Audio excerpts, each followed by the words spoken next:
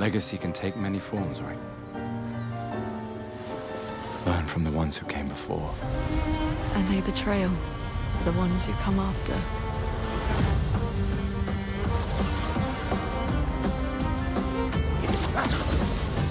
Wait, I hear something.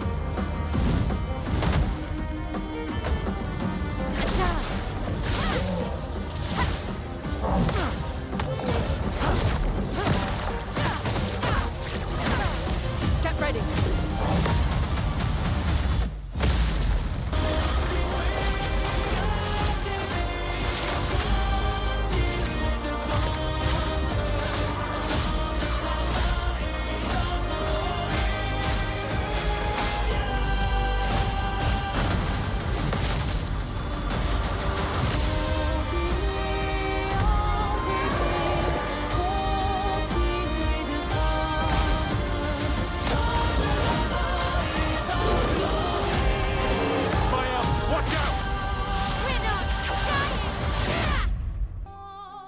What's up, guys?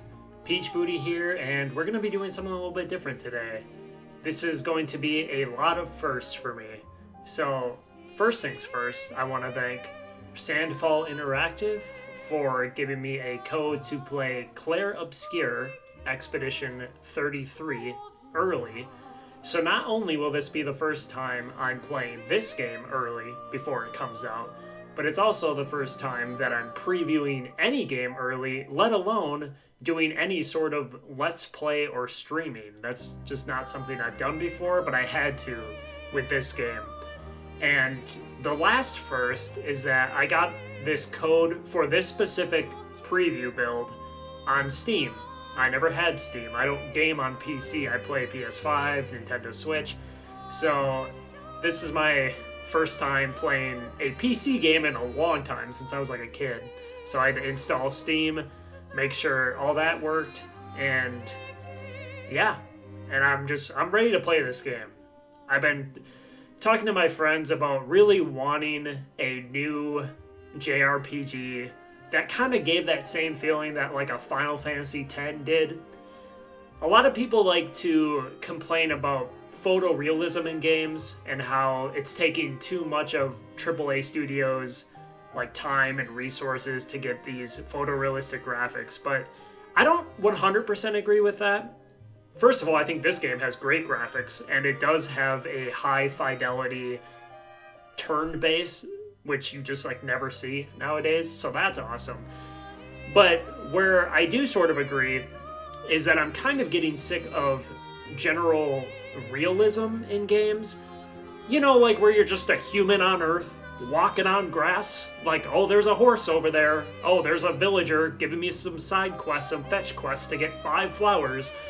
You know, I'm just sick of like general like being a human on Earth and doing stuff and walking on grass. You know what I mean? I'm sick of it. Like this looks like old school nerd, like I play video games because I want to immerse myself into a cool world. You know, FF10, you're in Xanarkand playing this completely made up sport with blitzball, and you're like in a dream, and then you wake up and you're like isolated in ruins. You're like, what's going on? I'm on an adventure. And that's exactly what this game screams, right? This is the kind of stuff I want to play. Something interesting, something intriguing, something that just isn't like, what is the message this game is trying to say? Like, the messages are cool, right? But like, I don't need to be in a real life situation to understand a message or a theme that a game or a story is trying to tell me. I want cool stuff first, and I feel like that's what Expedition 33 is doing. Plus, it has some rhythm to it. Super Mario RPG is one of my favorite games of all time. And if you look at my old videos on my channel, I am a dancer, so I'm excited for the rhythm. I'm excited for turn-based mix with like real-time rhythm, action, reaction. Yeah, it looks like Expeditioner is the default normal.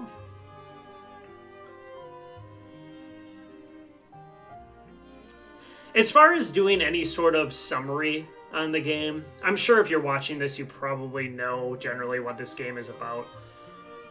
I will say it is Expedition 33, and I am 33 years old, and I'll be turning 34 in May. So I'm hoping to platinum this game, not just beat it, before my birthday, before I get Thanos snapped out of existence. So I'll give a little bit of a background. So this is this first this is the first game by this studio, which is a lot of different devs from that worked on like previous studios, stuff like that. And they were talking about making an old school JRPG with like a world map, bringing inspirations from like Final Fantasy, Kingdom Hearts, like Mario RPG, like I said, with that real-time turn-based. And the general premise is it's sort of like a France-based, like that's where the people that made this game are mostly from. And there's this deity called the Paintress, and she paints a number, like a giant number, and whoever is of that age gets essentially, like I said, like snapped out of existence. And that's a general summary. Well, we'll learn more about it. I know I'm not starting right where the game begins. I believe this preview build starts like somewhat after the prologue, but I don't know exactly when. Character customization and cutscenes, that's cool. I'm just gonna keep everything default. Also the PC settings, I just kept everything default. So it's probably not gonna be as high end as other people that normally game on PCs. Previously, in Expedition 33. In a world. So they're probably just going to go over the stuff that we're not going to actually be able to get to play right now. 34, dude. Have you tried throwing with your other arm instead? If you could hit Shadowheart. directly, that would actually Jennifer be useful. English. Can't believe Sophie already turned 33. Same. You know how I feel. Another path, you know, another future. Legacy can take many forms, right? This too is your legacy. Stubborn people change the world. We'll break the cycle. So she can't steal anyone else's future. I forgot to mention that the voice cast is insane. Shadowheart, Clive, Gollum, Daredevil. They're all in this game. We do not take for granted that you dedicate your final year of life to keeping hope alive for all of Lumiere. Lumiere. As you sail into the unknown, know that Lumiere stands with you. When you battle the Paintress, know that Lumiere fights with you.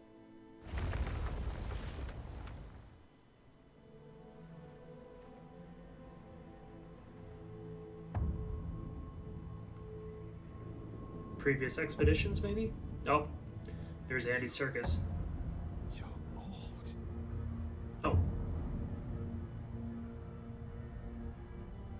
Which expedition are you from?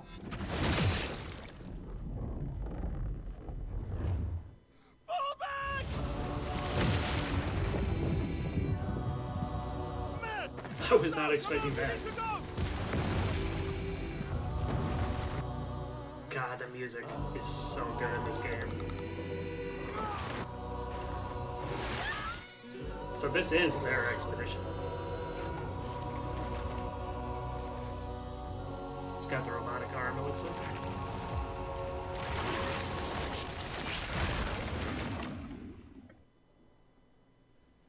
Yeah, this isn't gonna run the best on my PC. That's for sure.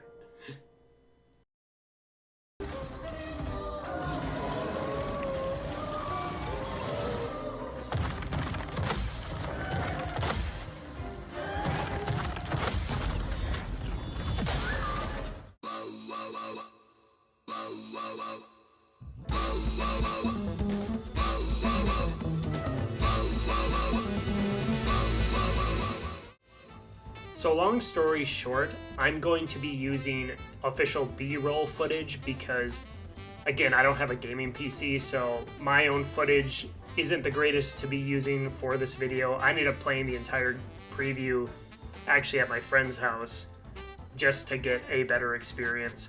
So yeah, this is just going to be official B-roll footage in the background while I give my general impressions of the game. So you heard a little bit of preview of the soundtrack. The soundtrack in this game is absolute fire. Just the variety alone. The song I'm playing now is from a trailer, so I don't know exactly when that plays. But I love the variety of just the battle themes. You get these upbeat, funky themes, and then you get these slower, more somber themes with vocals. And then you have the main theme. And even that main theme, I believe, is a motif that is used in other themes that I heard while playing. So there's a lot of good mix of battle themes and the world map theme and the general field themes and how they tie into the battle themes depending on where you are, what level you're in. And the way the game is laid out is there is a world map, but you have a bunch of semi-linear areas that you can run through. Kind of like I mentioned before, it is actually similar to an FF10, but with a world map. So it has, you know, Final Fantasy 1 through 9 world map combined with the more semi-linear areas of a Final Fantasy X. But outside of that, when it comes to the combat itself, that's really where this game shines. And I'm all about a great soundtrack with great gameplay. And based off the 3 to 4 hours that I played of Expedition 33, I can already confidently say, this is going to be a bold claim, but I can confidently say that this is already a top 10 combat system in video games for me. It just feels so satisfying to play.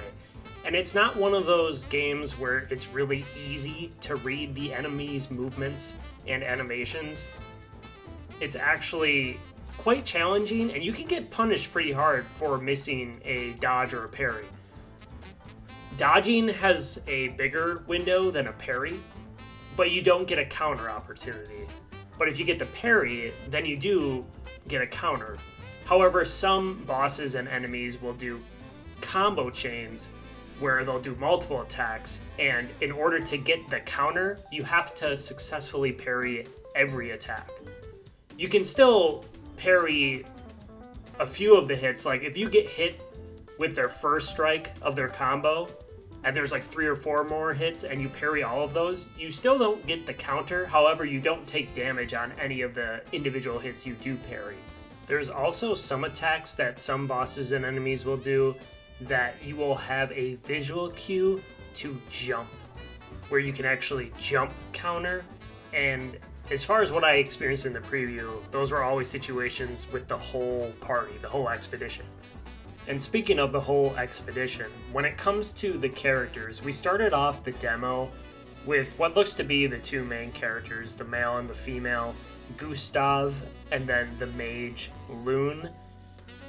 Afterwards, about maybe 3/4 of the way in the demo, we got Mael, who's the red-haired fencer, voiced by Jennifer English. So those are the only 3 characters we got to play. I know there's also a blue mage-like character that we've seen in the trailers, and I believe that he can turn into the monsters that you probably fight and defeat throughout the game. But we didn't get to use that character in the demo at all, so I'll just be going over the 3 characters that we actually got to use in the demo. I'm not going to go too crazy in depth about all the different mechanics, because not only am I new to this, but for the people that didn't get a chance to play, it's a lot of information to consume, and I think it's just better to experience it for yourself. So I'll just kind of go over the different character-specific abilities that each one of these characters have, and just the general premise of the mechanics. So, like a lot of RPGs, you have AP, which is a certain amount of points, basically ability points, that you can use on things like aiming. And when you aim to shoot any sort of projectile at the enemies, you can aim at any of the enemies, and for each shot, it costs 1 AP. Otherwise, you can use your AP towards skills. And there's many different customization with the skills and the builds that you decide to give your characters. But what's different and unique about each character is their character-specific mechanic. So Gustav, for instance, has an overcharge mechanic. So based off the crits he gets and your aiming and your shots you do and a lot of different other things that you decide to do based off what skills you have equipped on him, his overcharge meter will go up. And the higher that is, when you decide to use your overcharge skill, you will do much more damage. And there will also be a QTE, a QuickTime event, for that. And if you nail that with a fully charged overcharge, you will do max damage. And then for Lune, being a mage, she has these things called elemental stains. And again, I'm not going to get too deep into the mechanics of them, but basically, the different elemental skills she has, it'll say in the description for each skill whether she consumes certain stains or if she has a fire or an ice stain, then that might do more damage based off this move, or it may burn the enemy more, or cause another stack of burning. So there's a lot of different mechanics at play. And finally with Mael, she is a stance character, so she has a defensive stance, she has an offensive stance, she probably has plenty of other stances we haven't seen yet, or at least there is a third one which is also kind of an offensive one as well. So there's kind of her default offensive defensive, so I'm assuming she'll probably get more than that. And again, based off of her moves, she decides to use one move, she'll end up in a defensive stance. She decides to use another move, she might go into an offensive stance. So there is a lot of planning, a lot of builds, a lot of build crafting and customization, and you can really express your personality in the way that you play, which is awesome for a turn-based game, because you're not only getting the build crafting style that you want and optimization that you might choose, but in order to put that all together with multiple characters, with your party, and then have to execute it with the real-time action, with the QTEs. Like I said, I firmly believe this is a top 10 combat system already, and I only got to play for a few hours. I will be making more in-depth videos and builds once I get my own copy, because with just this preview, you can't really experience every single thing, and I really want to look at what builds I could do with the whole game at my disposal, and I think that would be a really fun thing to do.